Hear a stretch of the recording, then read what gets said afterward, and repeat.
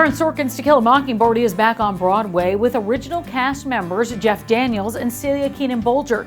But there's another returning cast member who has broken new ground on Broadway. We're talking about Russell Harvard. Here's Paul with the story. Thanks, Tamsin. After making a splash in the off-Broadway drama Tribes almost a decade ago, deaf actor Russell Harvard has built an incredible career both on stage and on screen. Now he's bringing ASL to Aaron Sorkin's To Kill a Mockingbird after a long hiatus of self-discovery and making history along the way. What was the last year and a half like for you? I know you were doing the show, performing the show at the time of the shutdown. I had my downfall here after Broadway shut down. I'm sure many have felt this way too, but it was like, what wouldn't be a perfect time to address the things that I've been maybe were fearful of. But I'm gonna be open, completely transparent. So I'm a person in recovery. So I decided to go into rehab. And that was the best decision I've ever made. And I've had many people that were supportive and very helpful with my new journey. If this, I know I hate to say, but if COVID didn't even happen, I mean, it's a blessing in disguise. I hate to say it. I was able to meet many deaf people in recovery and be able to go to meetings. It was a very, I would say, a magical journey. So I'm happy that it happened. So how are you now? And what is it like re-entering the world of Mockingbird? And do you feel there's like a new purpose to things? And how do you feel?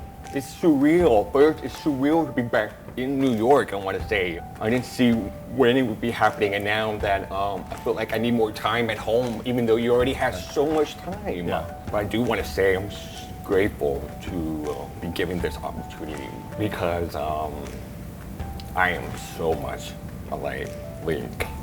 And in recovery, they teach you to readmit if you're wrong, just like that. And before, you know, I probably did it and you would be avoiding it, but now it's just like, and I see myself in other people's shoes. I'm an empath, you know, a lot has happened, and I just like feel now. Link is that character. So who better to play that role but me?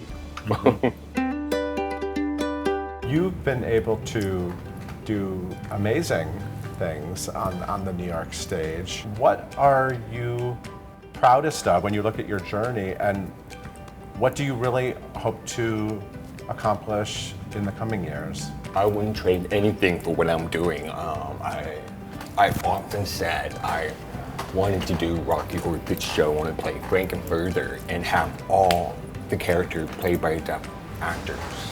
So one day, hopefully, we can do that on Broadway. And what's really exciting is that you are getting the opportunity to play roles that were not intended to be played by a deaf performer. Talk about what that means for you and just for the community, what it means to have those opportunities. You don't have to be deaf to play that role.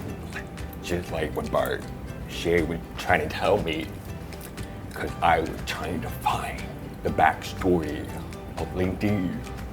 Like, how did he become deaf? Like, how I was questioning, like, how did he meet his wife and everything, and like, he's not deaf. It's like, we'll just leave it at that.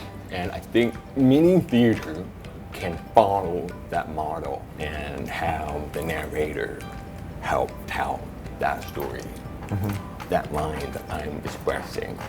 Because, you know, Scout and Dill and then Jem are speaking my line, telling what I'm saying. I think many theaters can do that. What is it like to be a part of a company where not everyone in the company can necessarily communicate with you 100%? Everyone in the room had been warm. Like, I mean, the beginning, obviously, it was a little like butterfly. They were in the room, there's a jolt happening, and then now it's just like a warm, ooey gooey feeling, and so I feel like at home, you know.